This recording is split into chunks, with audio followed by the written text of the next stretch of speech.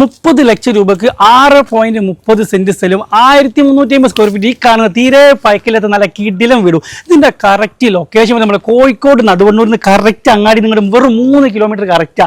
അതോടെ നമ്മുടെ നടുവണ്ണൂരിൽ നിന്ന് അരുമാങ്ങാണ്ടി താഴത്തുനിന്ന് 1 കിലോമീറ്റർ തികച്ചില്ല. പുന്നമത്ത് ക്ഷേത്രത്തിന്റെ നേരെ ഓപ്പോസിറ്റ് 100 മീറ്റർ തികച്ചു വരില്ല, നേരെ നമ്മളെ വീട്ടിലേക്ക്, അത് നിസാൻ സൈറ്റിൽ.